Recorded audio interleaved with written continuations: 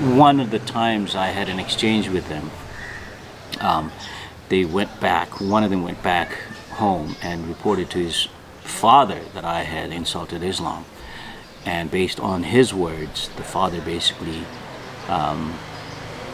reported me to the police, and I was accused of insulting Islam. I was alleged to have insulted Islam and was thrown in jail.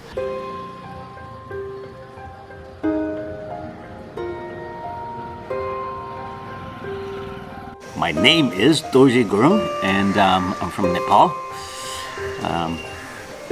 Well, I was born here, I was raised here, went to school here, but then, did my primary and secondary schooling here, but then went to Italy for my last 2 years of high school, and then did my undergraduate studies in the US. Did my teacher training in Australia, and worked internationally as a teacher for almost 20 years. And I'm back in Nepal now. Been back for almost 10 years. When I talk about kind of traveling and how people can get out in the world and really see it, I always like to hear where that really started for them. So I'm curious, where did this desire to travel or this desire to get out into the world, when did that start? I think it was mainly my teachers in high school here, in secondary school here in Nepal, and they were North American teachers. One of them was Canadian, the other three were American. They talked about, of course, we didn't have TV when I was growing up, but they talked about the US, Canada, and so on. That, I think, sowed the seed, but I really didn't deliberately go out and travel until maybe mid-90s. So I left Nepal for the first time in 1988 to go to Italy, and then when I was in Italy I did travel a little bit, but not a whole lot, again because I was just a high school student, didn't have a lot of money to travel. So, and then in the US, of course, the 4 years I was there, I did study abroad in the UK for a semester. But I think when I deliberately picked a place to go to and then visited sometime in the mid-90s, when I was in Hong Kong, I think it was, went to Philippines. I think that's when it started, I would say. And what was the culture around traveling like, particularly back then in Nepal? You know, I imagine there was a lot of different conversations about traveling than there is now, or maybe there's not. What was that kind of like? I was just a young kid at the time, so our teachers would talk to us about seeing Nepal, for example. The Canadian teacher, he would tell us stories of his travels in Nepal. He was here for just a year. This was 1985. And he would talk about traveling in India. It just sounded strange at the same time, also kind of intriguing and so on. And one of the things that he said that I never forgot, and I just couldn't reconcile and understand, was in Winnipeg, in winter, when you look out the window, all's white, everything's white. Just didn't understand. But that has always stayed with me. And then, of course, I end up in Iowa, and in winter, in Iowa, you look out the window and everything's white. I remember thinking, this is what he meant. So those images, I think, was what I remembered or had at the back of my mind that these teachers talked about. And do you think that inspired? But traveling in Nepal, when I was growing up, hardly anyone traveled in Nepal. Nepalese traveling for pleasure, that was not something people did. People traveled because they had to, mostly for work. I think some traveled for religious reasons, but other than that, no, not really. And when you went out and you got this inspiration from someone who had traveled in the past and now it inspired you to travel, what was something that you kind of wanted from that experience of traveling? What was missing, or maybe not even missing, but what was that desire to accomplish when you were traveling? One of the things that these teachers did was wanting to just see things, right? Different places, different people, And as a matter of fact, when I applied for the UWC scholarship, in the essay that I had to write, I said something about wanting to see the world. I didn't really know what it meant. And so when I ended up in Italy, I learned about what I hadn't been told about, right? Other people, other cultures, other languages, right? These friends from all over would talk about their countries, their cultures, and of course, the way they talked sounded weird, but I'm sure I sounded weird to them. We were all speaking English, and we all had accents, and that's when I think I really started to develop ideas about what it was that I wanted to see, like, for example, the cultures, right? Because at the school, what used to happen was there were what were called international days, and the Europeans would have their international day, and we would be able to get a sense for, get an understanding of, or flavor of their food, their music, right? And there'd be performances in the evening, or the Middle Eastern day, or North American day, right? And that's when I really realized, oh, okay, there are these food items that I want to be able to taste. There's this music, right, that I want to listen to and get to learn. And oh, there are these dance moves, merengue, salsa. And as a matter of fact, in 2008, I spent 8 weeks in Cuba. I went there just to dance. Wow.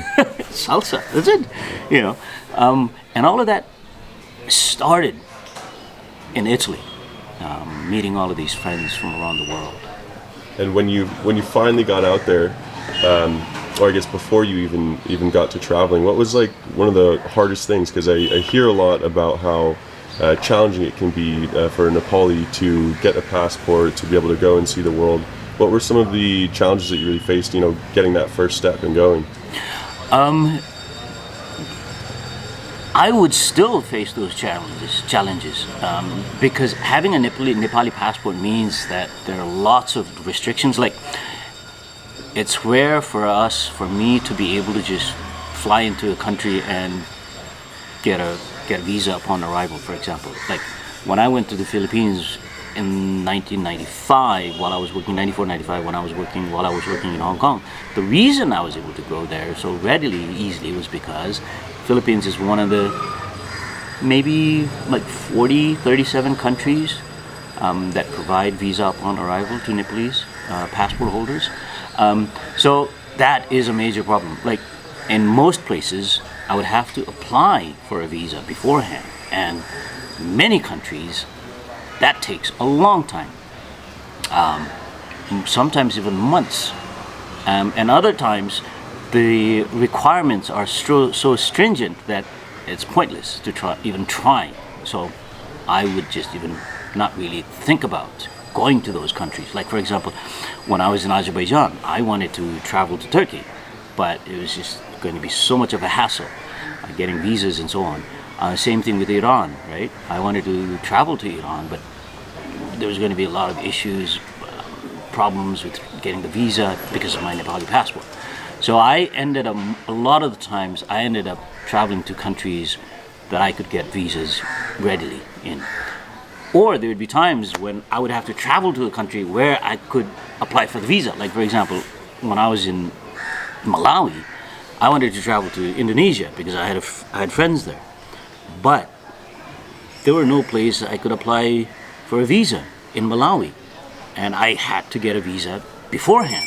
So what I did was I flew to Singapore, where I also had friends, and Singapore, as a Nepalese passport holder, you can still fly in and get visa upon arrival, and then applying for the visa to travel to Indonesia. That's what I had to do. The kinds of stuff that I had to go through, the hoops that I had to jump. And I have actually lost jobs because I discovered they don't give work visas to Nepalese passport holders. Like, for example, Hong Kong. Even though I'd been there, I'd worked there in 94, 95, since then the policy has changed. Apparently from, I think it was 2003, they stopped issuing work visas to Nepalese passport holders, for example. So in 2010, when I had a job offer and everything was set with contracts and all that, I couldn't go because my visa was refused because of my Nepalese passport. And that's not just Hong Kong. There are a host of other places that I just didn't even bother applying for work, for example, because I knew it would be a hassle for the school to try to get a visa on my behalf. And when you made that initial, I remember we talked about this before, but I'd love to hear more about it again. Your school, you mentioned, actually, the school that you went to here helped you find a way to get to Italy back in the 80s to go for education and to go abroad. Could you talk about that a little bit and kind of what young people here, how they could get out and see the world, or how they could, begin to travel? What would that look like for people? I was extremely lucky, as you said. When I was a student in Kathmandu, I was attending a Jesuit school, and in addition to the North American teachers teaching us English mostly, they also told us about opportunities for education abroad. And the principal of my primary school was actually the chairman of the selection committee for the United World Colleges. And these are schools around the world that bring students from all over the world. Now there are about 20 of them. So they basically have what are called national committees in the country itself that select students from the country to go to these schools. So the chairman of the national committee at the time was my ex-principal, primary school principal, and he basically told us, hey, here's this opportunity. I think you guys, he handpicked, I think it was a dozen of us, you guys would make excellent candidates. You should apply. But only 4 of us ended up applying.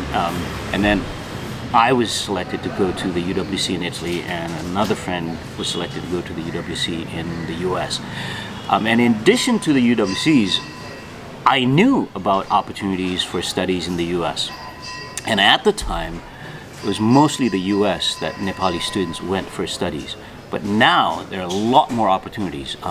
And where in the other countries that Nepalis went to at the time, they went through the government. But now that's not the case. There are lots of opportunities for students who want to study abroad. All you have to do is you go to the embassies. The embassies have the information.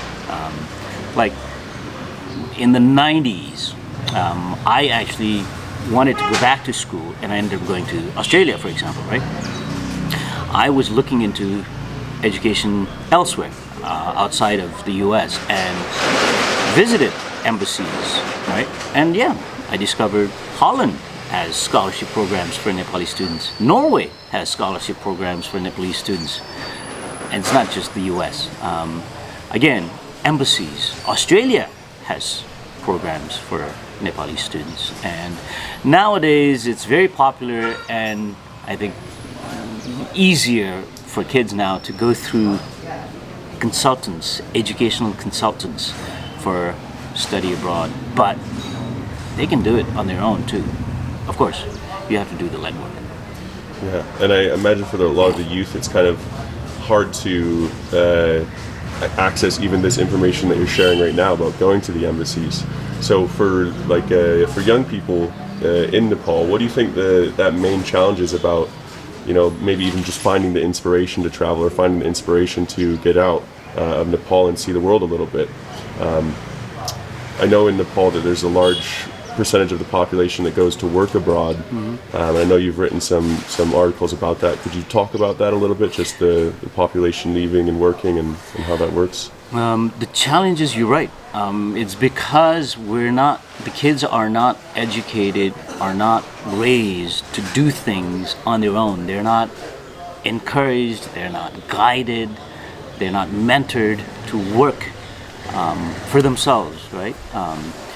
So that is one of the problems. Now, I mentioned embassies, but now the information about educational opportunities should be on their website. Embassies should have websites for study opportunities in their countries. So the main challenge is believing that they can find this information and they can go through with the process. That's why there's so many consultants, there's so many educational consultants that actually are benefiting, because a lot of Nepalese kids and families look for that shortcut. And in addition to educational opportunities, trying to go abroad for studies, and people going through consultants and so on, with work too, we have what's called manpower companies, of which we would call it recruitment agents, or headhunters basically. So they go through these local recruitment agents, and yeah, they get duped, unfortunately. But if they had the courage, they should be able to go through international recruitment agents, for example. Yes, it's a little involved, but I think in the long run, the payout would be better. However, because so few do it, they find it difficult to imagine that it's possible. And I think that's why they don't do it. That's why they don't know how do we start. I think it's something that they struggle with. As for how they could do that, internet, right? Nowadays, it's internet, really. Where do you start? Google. And follow links, and it takes some time. But even that, going through that process can be daunting. But that is the way, really. And what is like the general conversation in Nepal about going abroad? Because I know, like I said, a large percentage go abroad for work, and historically in the past, especially in the last decade or last 2 decades, from my own knowledge, I know that a lot of bad things have happened to Nepalis abroad going for work. So is there kind of this idea here in Nepal, or is there conversation going on about, maybe it's not a good thing to go work abroad, or maybe it's not a good thing to go travel, or is it, what is that conversation like back here? Unfortunately, most see that as the only option, to go abroad, to study and work. For a vast number of, as you said, Nepalis who go abroad, it's to work. And they go abroad because they don't see any opportunities here. They don't see any options, whether you're educated or not. Unfortunately, because of the lack of opportunities here. And so you go to the villages, and the district, the non-profit that I used to run with my friend, where we worked, our project site, kids, I would hear about kids wanting to go work, quit school when they were in 8th or 9th grade and go work. And yes, in one of the villages that we worked at, from what I understood, half the youngsters were working abroad. And now that's become actually essential, crucial for the country. Turns out, officially, I think it's like 30%, unofficially, additional 10% of the funds is based on remittance. So the economy of the country is actually propped up by money sent by Nepalis working abroad. So it's crucial. And the conversation is, how do I get abroad? How do I go? Mostly to work. A small percentage to study. And work, not professional work, mostly semi and unskilled work, unfortunately. Yeah, because a lot of the most recent things that I've, understood about Nepali workers is mostly been, labor for surrounding wealthy countries. And a lot of times it looks like the Nepali people have been taken advantage of in this way for this more hard labor work.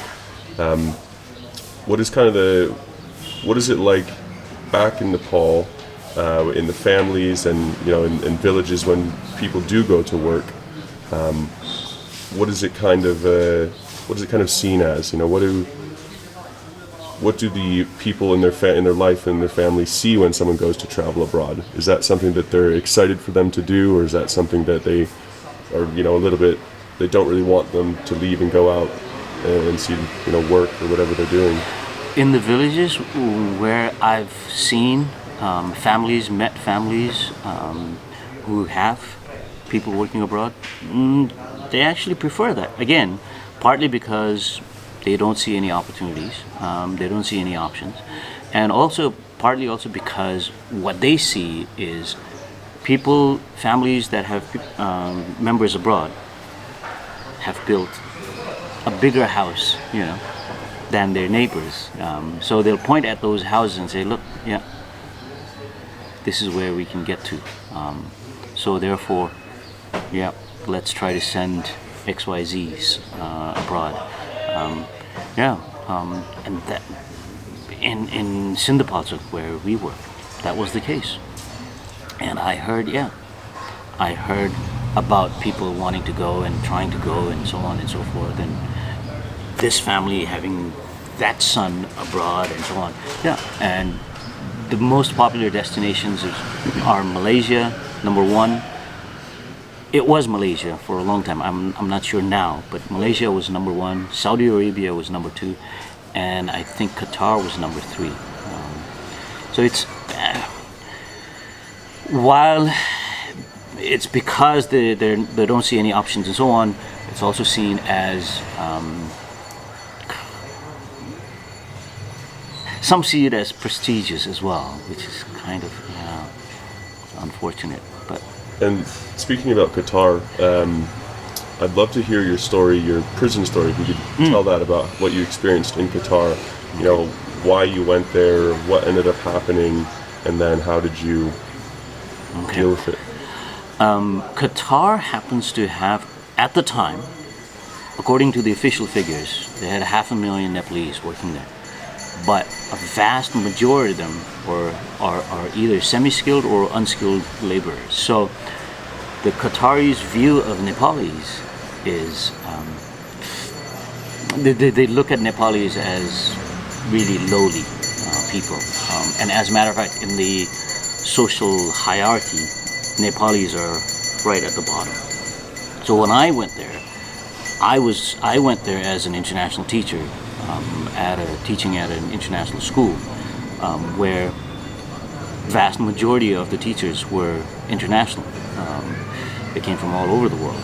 But while the school was international in terms of teachers, teaching staff, administrators, and curriculum, the student body mostly were Arabs, and majority even Qataris. And so their views of Nepalis, of even myself, was that of the views that they had of the rest of the Nepalis. And so I got treated really badly by quite a large section of the student bodies. So there was kids who would basically harass me and so on in the classroom, outside the classroom, and then there were 3 kids who, in particular, who I didn't even teach, 7th graders, who used to harass me outside. And one of the times I had an exchange with them, one of them went back home and reported to his father that I had insulted Islam. And based on his words, the father basically reported me to the police, and I was accused of insulting Islam. I was alleged to have insulted Islam and was thrown in jail. But 8 days into my stay in jail, friends around the world found out about it. One of my colleagues talked to a local journalist. She published my story, and that got passed around, and friends around the world found out about it, and they started a massive online campaign, Change.org campaign, Facebook campaigns, Tumblr campaign, all of that. And luckily for me, this is what I still believe, someone in the Qatari authorities, a highly placed Qatari authority, basically ordered my release. That's what I still believe. And yeah, I was I was inside for 11 nights, 12 days, and was home on the 13th. Yeah, 13th day. And did you have any resulting trauma from that experience? Like how Oh, yeah. what was it like being in prison in Qatar? Oh yeah, it took a long. Yeah, I struggled. I didn't know how I was going to suffer, right, while I was in jail. But of course I did. It was traumatic, and it took a long time for me to recover from that. And as a matter of fact, it was in 2019 or 2020. No, sorry, 2021. Last year, I think it was. I've written about this. There's, I think, over 24 blogs about the incident and the fallout from it. What I have suffered around it because of it since returning to Nepal. And finally now I can say I'm now on the path to recovery. This was about, 2000, I think it was 2021, that I finally felt, okay, I'm on the path to recovery. There was some really, really difficult period recently, trying to get over all of that. And did you experience, because real quick, what year did this happen to you that you got? 2013. 2013. And in the last decade there's been a lot of trauma for the Nepali people from Qatar. So kind of seeing that after your own experience, that kind of exacerbate your feelings, like you really felt connected with those people or your people that were in Qatar. Yeah. Exactly. And this was not something I had anticipated, but then who does, right? You have a traumatic experience, you don't know how that changes you, has changed you, or has impacted you, you know. And one of the things was coming back, stories of people suffering in Qatar, for example, that would trigger the pain within, the rage within. And that was something, one of the many things that I had to work through. And so at the end here, just to, I want to ask you kind of what is your perception of what a good life is? What is your perception of a good life, and how have you pursued that and tried to achieve it? I've actually shared this before in a recent conversation I had with kids. Experience. I would say life is for experience. To live for experience. And to create memories. And I've managed to do some of that, traveling as much as I have. Living in 9 countries, working in 9 countries, 10, of course, including Nepal. And then traveling in another about 30 countries, learning about their cultures, right? For example, I went to Cuba, 8 weeks, I danced, right? I would have never been interested in salsa had I never traveled, right? I love Korean food. Who would have thought a Nepalese being interested in loving Korean food, right? Pizza. I love Italian pizza, for example, right? And all of these experiences. Music, for example. I've got a music collection representing, I think, 12 different languages. And I have friends. I've not counted, but I think there must be about 100 countries where I could say I have friends in, right? And all of these came about because of traveling, my experiences. And just recently, 2015, 2016, I spent 13 months in the US. And incredibly enough, those 13 months, 400 days that I was in that country, I spent maybe 20 days in hotel rooms. The rest of the time, I was a guest in houses of friends. I have some amazing, incredible experiences, stories, memories to share and to talk about, and I vlog about, and that is precious. And that, I think, was why all of these friends came to my rescue when I was jailed in Qatar, because we had had those experiences together, right? Of working together, of studying together, of having learned about each other and having connected with each other. And those, to me, right, are more precious. Those experiences, those memories, those relationships are more precious to me than any material belonging. The car I drive, or the phone that I carry, or the house that I have, which I don't have. I don't even own a house, and I'm fine with that. And I've spent probably more money traveling, again, for the experiences. And I will continue to do that. Experience, yeah.